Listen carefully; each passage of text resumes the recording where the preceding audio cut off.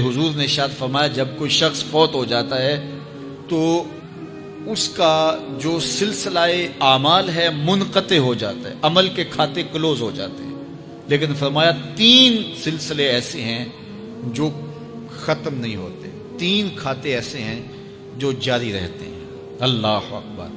سب سے پہلے صدقہ جاریہ، دوسری بات میرے حضور نے ارشاد فرمایا علم جس سے لوگ نفع پائیں۔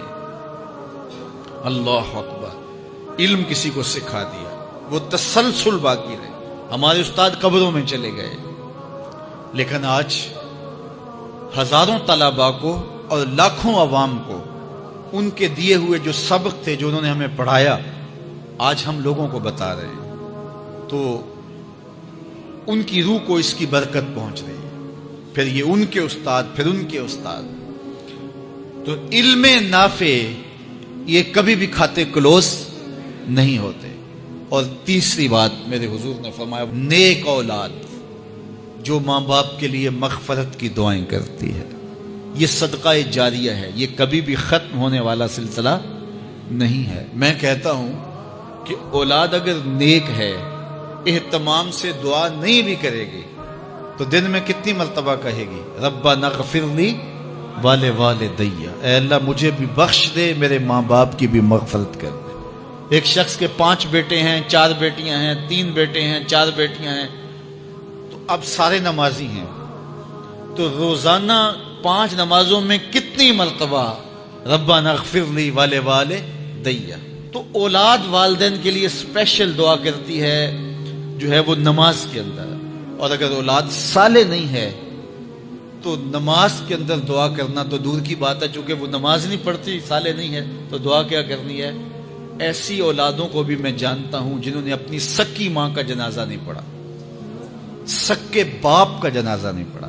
ویسے ایک ایسے بد نصیب کو میں جانتا ہوں جس نے واقعتاً ہی نہیں پڑھا، آیا ہی نہیں، قبرستان میں بھی نہیں آیا، لیکن بہت سارے ایسے لوگوں کو میں جانتا ہوں جو قبرستان میں آئے ہیں لیکن اپنے باپ کا، اپنی ماں کا جنازہ نہیں پڑھا، جنازگاہ میں کھڑے رہے، جنازہ نہیں پڑھا۔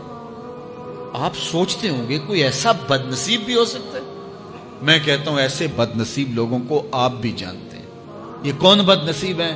جنہیں جنازہ آتا نہیں، ساری زندگی لوگوں کے جنازوں میں رسماً کھڑے ہو کے آ جاتے ہیں۔ جنازہ آتا ہو تو کچھ پڑھے، جاتے ہیں ہر جنازے میں ہیں لیکن نماز جنازہ ہی نہیں آتی، تو کھڑے ہو کے لوگوں کو دیکھ کر کے سلام پھیر دیا، لوگوں کو دیکھ کر کے ہاتھ چھوڑ دیے، اور جو ہے وہ جنازہ پڑھنے گئے تھے۔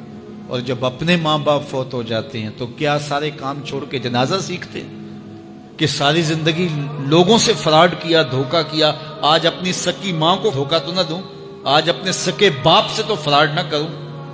ساری زندگی جو لوگوں سے فراڈ کرتا رہا، پھر ایک دن اپنی سکی ماں سے بھی فراڈ کیا، اپنے سکے باپ سے بھی فراڈ کیا۔ اور مجھے بتاؤ شخص سے بڑا کوئی بدبخت ہو سکتا ہے کہ جو اپنی سکی ماں سے فراڈ کرے اور وہ بھی مرنے کے بعد؟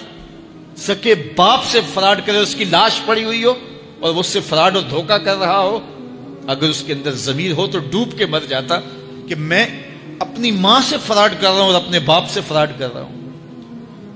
تو یہ کتنی بڑی بد نصیبی ہے کسی اولاد کی اور کسی ماں باپ کی بھی کہ اس کی اولاد بھی اس کے لیے جنازہ پڑھنے کی صلاحیت نہیں رکھتی ہے۔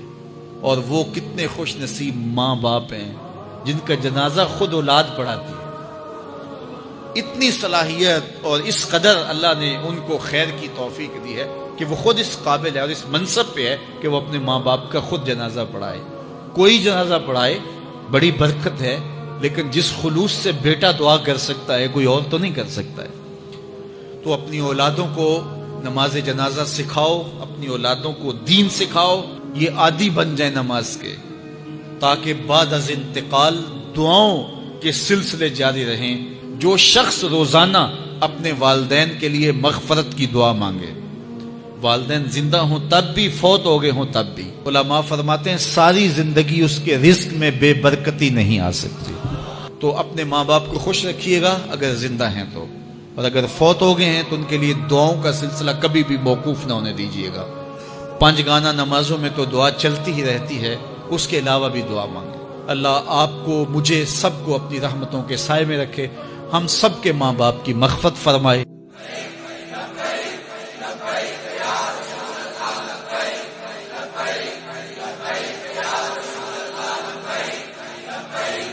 لبیک یا رسول